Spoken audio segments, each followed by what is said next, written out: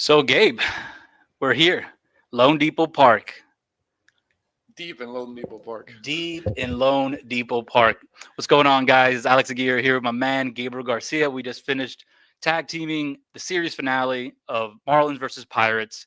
We're here in one of the meeting rooms in the press box, breaking things down. And Gabe and I were here for today's game. I was here for opening day and for Saturday's game. I know for Friday's game, and we're going to break things down here. Starting off with today's game. Now, today's game, before first pitch even started, we had a big ceremony. In the first episode of this season's podcast, I mentioned that the Marlins were going to do Marlins Legends Hall of Fame, and this year, with the first four members, is going to start off with Conine, Castillo, Jim Leland, and Jack McKeon. And Conine was the first one, and it's going to be spread out throughout the season.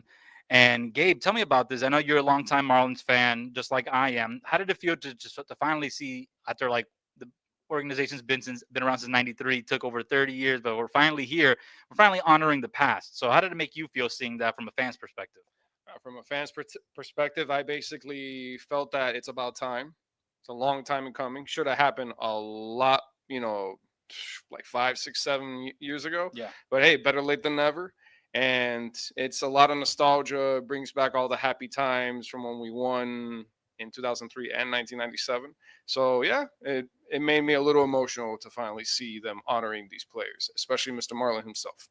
Exactly. Mr. Marlin, Jeff Conine, he's in the Marlins Legends Hall of Fame, was part of the first team in 93, part of both championship teams in 97 and in 03. And now he's got a son, Griffin Conine, playing for the team. So, but we're going to get into that in a little bit. Let's stick with, the game so far. Today's game. Max Meyer was on the bump today. He's the fourth starter in Miami's rotation. And he had the best start of all four starters so far in this short season. He went 5 2/3 innings, 7 Ks. He matched his career high, and all 7 of his strikeouts were with a slider. So it shows that he can throw it against the righties and also jam the lefties and get it under their hands with that hard slider, 88, 89, 90 miles an hour. So it was a very, very effective pitch for Max. And he was great. The lone blemish that he gave up today, he gave up 2 runs. One was earned. The one earned run was Andrew McCutchen. He had a solo shot, up and in fastball. Nothing you can do about that. It's a pretty good pitch, and he just turned on it, got it over the left field wall. Gabe, what did you see from Max today compared to the other starters so far? Well, he went the deepest. He pitched a 5 2/3. He matched his career high of 7 strikeouts. It was a pretty effective day. Lone blemish was McCutcheon's home run. He was ahead of the count. It was like, what, 1-2, and he threw it He was, up and in, and he just got a piece of it. What was it, a 96-mile-an-hour four-seam fastball? Right. Yeah, fastball. He turned on a mid-90s fastball. Tough yeah. pitch to turn on, and Oh, he did it, but that's Andrew McCutchen right there, man. Yeah, it's Andrew McCutchen. You got to respect the guy for what he's able to do. And outside of that, he did great. The bullpen did great, too. Mm-hmm.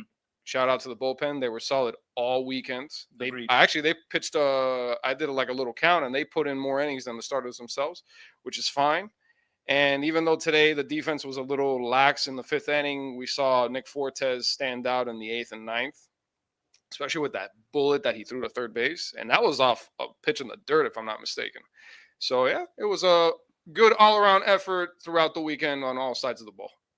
And Fortes, like as you mentioned, Miami going into this game have given up the most stolen bases in the start of season since like the 80-something Houston Astros. Thanks to Giordano Carmona, he's the one who tweeted that out, and I can't remember that.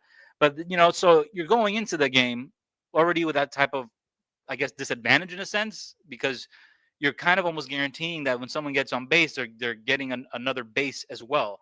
But as Gabe mentioned, Fortes threw 2 guys out today, and in a 1-run ball game, extremely, extremely crucial. And it kept Miami in the game, just like the Marlins bullpen. Now, going in, let's breaking down the Marlins bullpen, Gabe. As you mentioned, they've been phenomenal. Just as many innings pitched practically as the starting pitchers, if not more. And it started today, but it's been all series. The main highlight from this bullpen that I want to give a shout out to, even though it came in the only loss of the series, was with Phillips. Phillips threw 3 shutout innings out of the bullpen. Huge pick me up, especially when you finally make it to the series finale and you went through even more arms. They called up Xavier Curry. They sent down Valente Bellozo, who started yesterday's game. He already threw, so they needed some fresh arms. And Curry can go multiple innings as well. He's a starter as well. So he came out of the bullpen today, Curry, and he helped Meyer, um, I guess, not allow any more runs to score because he inherited two runners on base when he got in the game in the sixth inning, got the final out on a ground out, and kept the Marlins in the game. And that's basically what the bullpen's been doing Yeah, all bullpen shut it series. down. Bullpen completely shut it down. They Yeah. didn't let another run go in, No. and that gave the offense the opportunity. Well, really, Derek Hill the opportunity to play hero with what he did in the ninth. So before we get into the ninth inning, let's talk about, I guess, a coming full circle moment. As we mentioned, Jeff Conine was honored in the Marlins Legends Hall of Fame. Mr. Marlin, the accolades go on and on and on with him, and the great plays. A couple of great plays that many fans, Marlins fans, remember, and probably the greatest defensive play in franchise history was in the '03 Division Series against the Giants. Uh, Jeffrey Hammonds hits a line drive single that drops right in front of Conine. One hop, catches it, throws a one hop to Pudge. He catches it. JT Snow's coming down the line, steamrolls him, and Pudge still hangs on for the final out to help the Marlins advance to the championship series where they face the Cubs. And as we all know, the rest is history.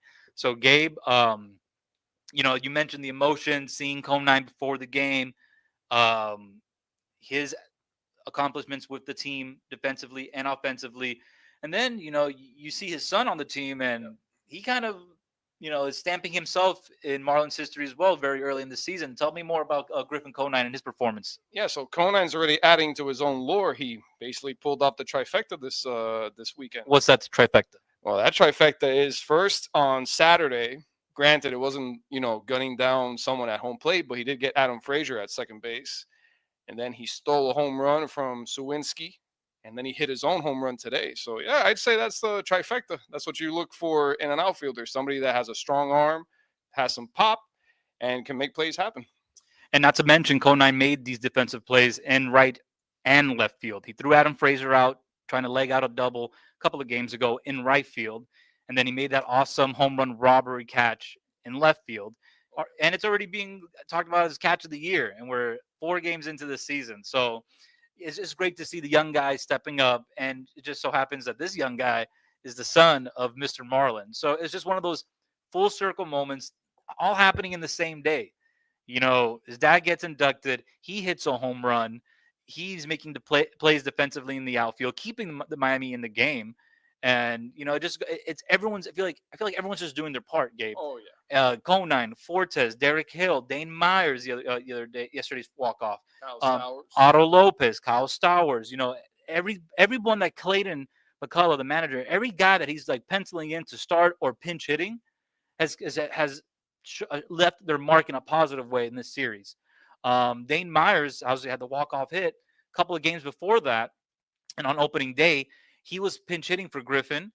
He struck out the first at bat in his first, but then he stayed in the game, and then his second at bat on opening day, Dane Myers tied the game. They were down at that point. He tied the game following Otto Lopez RBI single with one of his own. So he's leaving his mark, and just like many other players as well. So I think it would. I think the cherry on top probably would have been a packed house today to see the Conines, to see the celebrations, to see just everything coming full circle. So, and I saw a stat as well, Gabe, and we had to wait over 20 years for this. Yeah. The Marlins are the first team since the 2003 Rays, when they were called the Devil Rays at the time. They're the first team since 2003 to get their first 3 wins of the season in walk-off fashion. Gabe, are we looking at the fighting fish here? How do you take? It's hard to really break down from an emotional standpoint what all these wins, and you can't imagine how the manager Clayton McCullough feels his first time being an MLB manager, and he's like, "Are all these wins going to be like this?" So all their wins are just going to be walk-offs. That's what it's going to be. All their wins are just going to be walk-offs. And Clayton's going to have either a lot of gray hair or no hair by the end of the season. No hair. Exactly, if it's all going to be like this. But honestly, Gabe, I did not expect to start. I was hoping it wasn't going to be like last year, starting 0-9. But Gabe, talk to me about your expectations, and then seeing before the season started, and then seeing how the Marlins have been playing the first series of the season. Well, my main takeaway is that it's been a pleasant surprise because I had set them up to win 65 games. I had originally thought they would win 70, and then after spring training, I'm like, all right, I'm lowering this to 65. And even then, people were telling me that that was pretty generous. Yeah. I still stand by it. There's still 158 more games. Savor it. Every win that we get, take it. They won't always be like this. The main thing is that the team is, gritty. They're scrappy. They'll fight back. They've showed resilience this weekend. All their wins, I think, were comeback wins, if I'm not mistaken. Yes, they were. They never led. They They never led. they never led. They had to come back, a run, multiple runs. Then they were a team response. The Pirates responded. Then they responded. So a lot of elements that were thrown into this. It just wasn't just like domination from start to finish. This was a scratch and claw type of series. Yeah, they earned these wins. They played from behind. They showed resilience. In the long term, that's unsustainable because you're going to take on better teams, better bullpens that are just going to shut you down. Mhm. And if you don't get into their starter, if you don't knock them out early, you're going to see shutouts. You're going to see the team just, not play to this kind of level of victory. But, we're going to just enjoy it. There's still 158 more games to go, and they started off better this year than last year. I mean, last year, remember, we got swept by the Pirates. Yeah, so it's night 0-9. and day. Yeah. It's night and day. We started off 2-12, and we already surpassed that number to start the season at 3-1. So hey, just take it. Take it. And a lot of elements are thrown into this. When it comes to being the difference of this season and last season, we mentioned the bullpen. But also it's just the offense. They're not lighting up the scoreboard, Gabe. Obviously, look at all these games are one-run games. I think the most runs they scored either team was 5 runs in this series. So not a lot of offense, but that's a testament to the starting pitching, even though they haven't gone deep into games. But then even a bigger testament to the bullpen and just giving the Marlins a fighting chance. Seemed like last year. Now this is just an opinion, but it happened quite often though that you reach the middle of the game and the Marlins are down 4-1, 5-2. Still a close ball game, still somewhat in striking distance, but those deficits felt not like 1 or 2 runs; they felt like 5 or 6 runs, Yeah. just based off how weak and I guess how deflating that offense was. They ground into a double play, and it sucks the life out of them. That happened multiple times this series. That they ground into double plays, in the inning double plays, and they just kept going. They kept coming back. They kept working walks. They kept getting guys on base. And small ball is going to be the main attack here, Gabe. Oh yeah, they're not going to be a power hitting team. No. Forget about that. We haven't seen a power hitting team since 2017, and that ain't going to change this year. My 2 concerns are the fact that, as you mentioned, the bullpen has put in as many runs, if not more, probably more than the starting pitching. Right. You need guys to go deep into the games, minimum 6 innings, or else over, let's say, a 10-game span, you're going to see the bullpen get completely run down. And that's a concern going forward. Also, like you said, we're not putting a lot of runs on the board. That's also a concern. Despite winning today, if I'm not mistaken, we were 0 for 4, 0 for 5 maybe with runners in scoring position. Yep. That's no good against better teams. We take on the Mets next, and the schedule is going to get harder. So those are my 2 concerns: the lack of offense and the fact that the bullpen has been doing a lot of the heavy lifting. I couldn't agree more with you, Gabe. That's kind of been my big. As much as I love seeing this team fight and scrap and come out victorious in 3 out of these 4 games and they really earned this series win. It's great to see.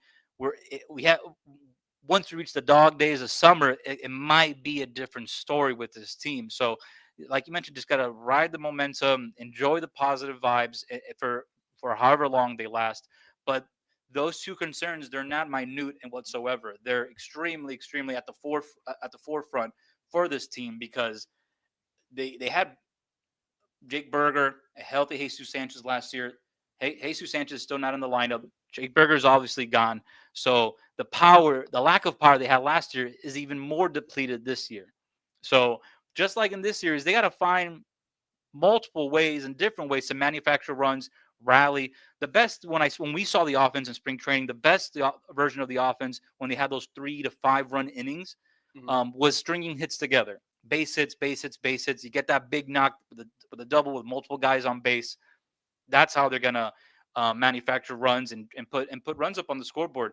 The other, I guess, again, and it ties in with your concern about the lack of offense or the lack of power is getting into the bullpen for from the opposing team. Yeah. Every single Pirates pitcher went at least 5 innings this series, which is, I guess, the norm in today's MLB. You're rarely going to see guys sticking around the game for 7 or 8 innings while giving up 3 or 4 runs. That doesn't really happen much anymore. So, and they're going to face even more talent. The top three pitchers for the Pirates are nothing to scoff at. It's Mitch Keller. They got a couple of good arms as well. So they're not rollovers. They're talented front end pitchers, but on the grand scale of starting rotations in baseball, no, they're going to face a lot better. Oh yeah, wait until they face the Phillies, the Mets, right? The Braves. The Braves, yeah. Yeah, outside just of the division alone, rivals, yeah, this division alone, they're going to have problems, which is the main reason why I have them at 65 wins because of the issues at bullpen and the hitting. It's only 4 games. We might see a regression in the bullpen. We are likely to see a regression in the bullpen. I'm sorry to say. Makes sense. It makes sense. Yeah. You're fresh now. Yeah, they're fresh right now, but what are we going to say a month from now heading into May?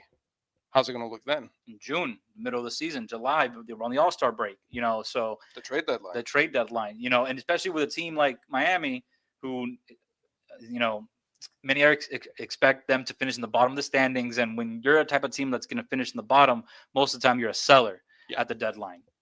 With this young and experienced team, there might not be many names to sell. They're probably going to stay in-house and keep the guys, but we'll see.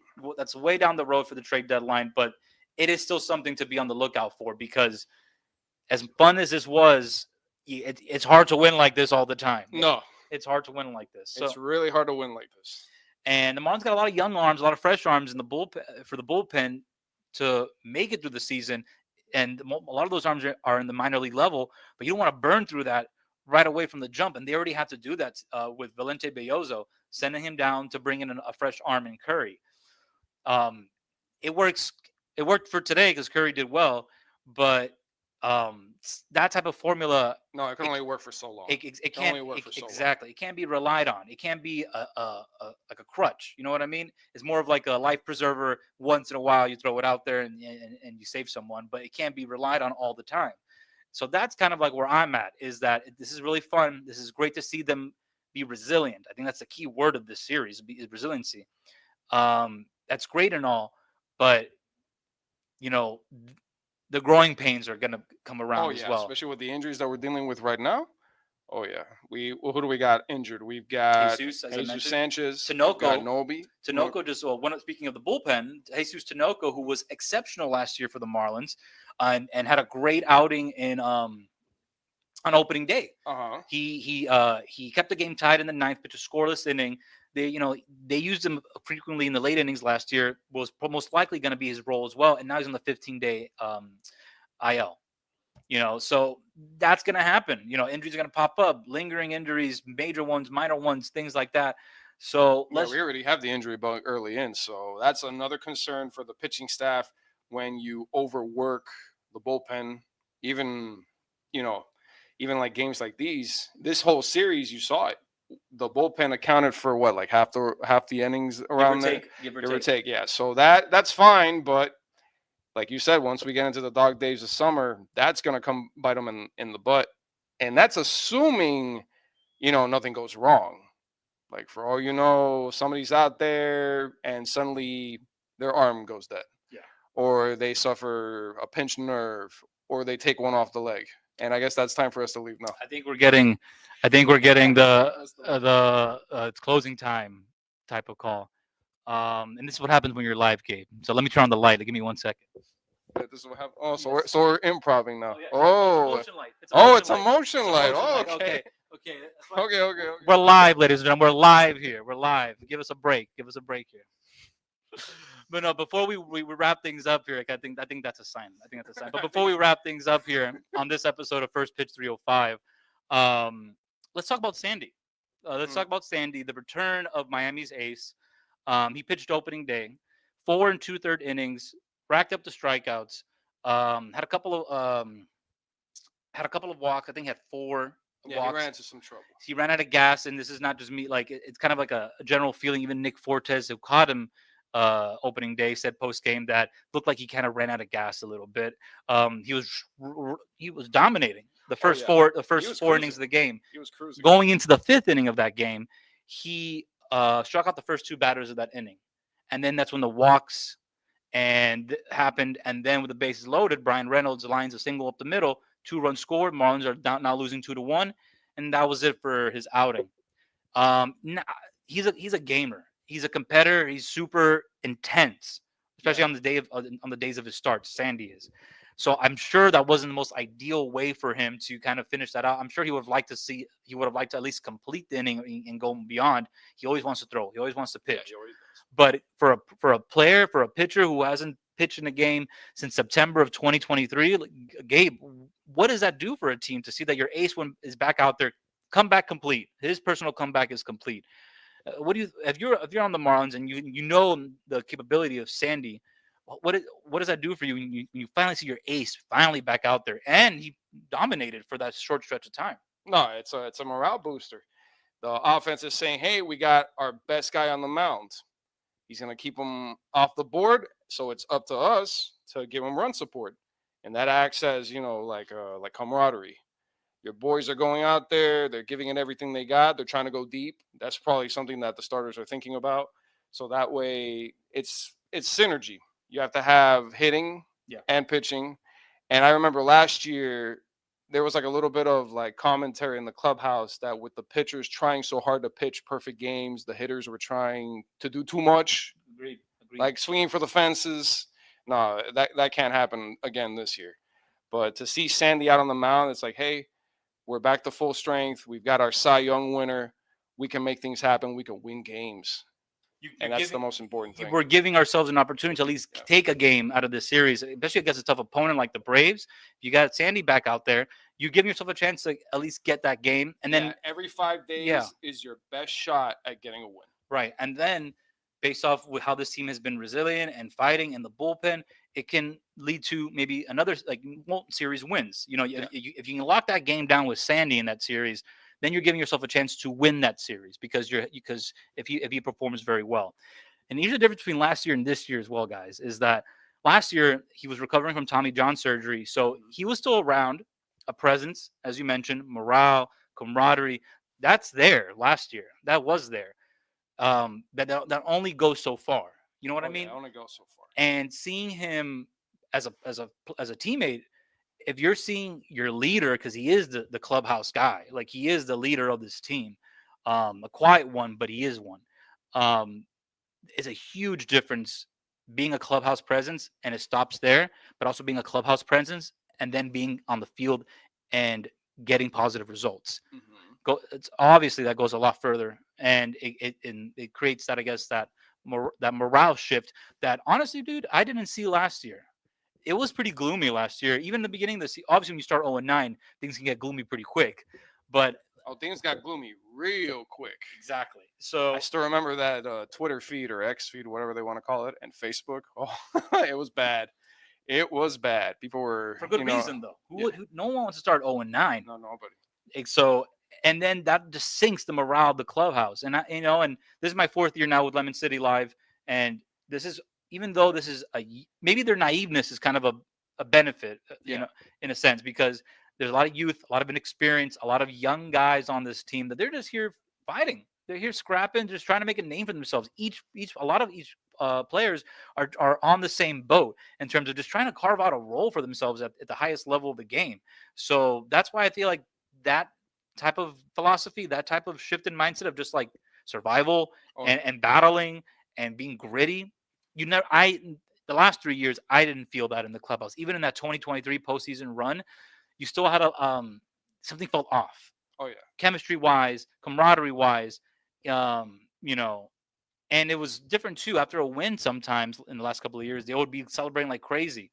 They just had 3 walk-off wins game, and the clubhouse was just as if, and that's a good thing in my opinion. I don't because it shows some maturity for a young team, and it shows that they're kind of grounded as well. So, I just think that we got to enjoy this moment right now, Gabe.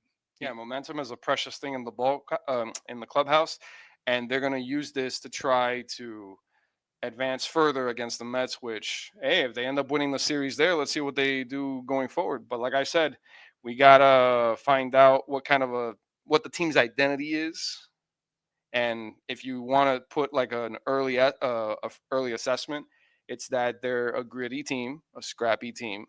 I don't think they led, like you said, all weekend, No. but they still managed to win 3 times. And considering the Pittsburgh closer's my guy on fantasy baseball, oh yeah, oh I can only imagine the frustration on that guy. So David Bednar, yeah, yeah, he didn't have the greatest series if you as a closer here. At 2 losses and a save, and it probably could have been 3 losses. Could In have been. fact, this could have been a sweep because of him. Yeah, Could have been a the sweep. only save that David Bednar got was the second game of the series when they won, but he gave up a 2-run homer to Otto Lopez to cut the game to 4-3. If it's a 2-run ball game, they tie. If it's a 1-run ball game, they walk off. That's 4 walk. I mean, that would have been 4 walk Yeah, offs. that would have been incredible. 4 so walk-offs to start off 4. but yeah, but overall, it's just great to see Sandy back out there. He's definitely going to build off this start that he had. Over like 500 days since pitching off an MLB mound in a live game, and to just to complete the comeback is an accomplishment alone.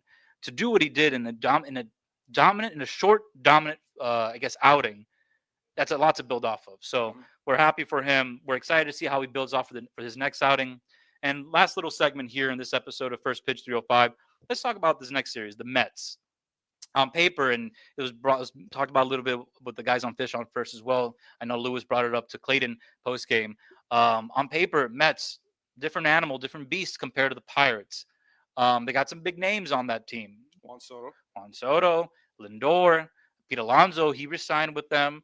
So they got that lineup is no joke. They got some names there, and this is a hitter-friendly park. So yeah. Talking about Lone Depot now, right? Mm-hmm. Lone Depot's become more hitter friendly. I agree with that. Yeah. Especially after they moved the walls in a couple of years ago. Them in to make this place a little more hitter friendly. So yeah, Marlins facing the Mets. They're going to the series top of the standings at 3-1. Gabe, talk to me about the Mets. What are your predictions for this series? This 3-game set. Make no mistake, this is an uphill battle, like you just said. The Mets are a completely different animal from the Pirates. They're a couple steps up. Mm-hmm. They're one of the favorites to win the division, if not the favorite. You got Philly, you got Atlanta. Oh, you got Phillies, Atlanta, and it's a 3-horse race. Yeah, it's a 3-horse race. It's going to be the Phillies, Mets, and the Braves. But the Mets I think they might just take it. If not them, it's going to be the Phillies. Yeah. And if we so much as win a game, I will take it as a win. If we could just get one out of those 3 games, I'd be happy. If it's 2 out of 3, I'll be ecstatic. I highly doubt it's going to be a sweep. If it's a sweep, I will completely change my outlook to the season. I doubt it that they'll be able to achieve it. But hey, I'd rather have a strong start to the season than, what was it, 0-9? 0-9, yeah. Yeah. Like I said, take them as we get them. Take the wins as we get them and save them. Yeah, I agree with you, Gabe. I think, series win isn't a huge stretch or out of the realm of possibility. It's not like this is a guaranteed sweep. The Marlins are going to sink in this series. No. I think they have a chance to ride this momentum. This series brought a lot of confidence. A lot of young guys I mentioned, they're carving their roles out at this level. They're kind of proving to themselves game by game that, hey, we belong here. I personally belong here. And collectively, that can make a difference when we're all bought into the same mindset that, hey, a lot of people are writing us off. A lot of inexperience, but together we can make things happen through small ball, through pitching, through bullpen pitching, through our defense. With Fortes and Conine being I guess a defensive catalyst in this particular series. But the main thing I'm looking forward to this series, Gabe, is the only Marlins offseason move or only signing. Your boy, Cal. Your boy Cal Quantrill. He's going to be making his Marlins debut with them tomorrow against the Mets. We'll see how he does. Gabe and I had the opportunity to see him pitch. I saw him pitch a couple of times actually in spring. Gabe saw him pitch as well in spring training. He personally has said to us that February is not the most friendly month for him. He has a history of pitching kind of poorly in February, shaking off the rust, getting back into the swing of things in spring training. Night and day difference. When I saw him his first outing spring training, versus when you saw him, I think he likes you more, Gabe. But that was his lucky charm. Exactly. But in his he got rocked by St. Louis the first time I saw him. Couldn't even get out of the first inning. Was getting just hit left and right. We go together in spring training. Gabe's there. Cal saw Gabe. He's like, I'm going to pitch well today. No, but Cal pitched three shutout innings in spring training against the Cardinals. I think that was his last work, or No, what? Second to last. second to last, Second and to then last outing. against the Nationals was his last outing, which I believe was 4 innings of shutout ball that they won 6-0. There you go. So definitely the growth has been there from beginning of spring training to the end, and hopefully he can ride that momentum and that development that with what he's learned with this new Marlins coaching staff and apply it against the Mets, which is not going to be an easy test. It's not an easy task, but if he can pull it off against the Mets, that's a statement right there. What a way to make an impression with the new team. And I saw somewhere on Twitter as well, the kind of little off topic, but regarding Cal, he was offered a multi-year deal with the Rockies, and he decided to still sign with Miami. Says, obviously it's not fun to pitch in Colorado. So, but that's a good sign. Hey, like somebody chose Miami. A free agent chose, hey, I want to play in Miami.